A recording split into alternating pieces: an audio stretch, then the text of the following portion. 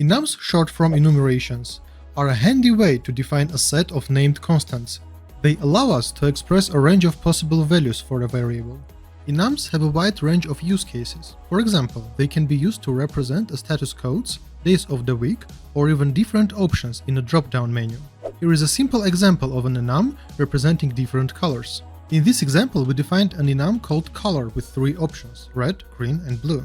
We then declared the variable myColor and assigned it the value color red.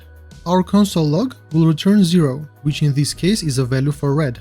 Enums can also be used with string values. In this example, we defined an enum called size with custom string values. Medium is assigned the string value m, and console log prints m.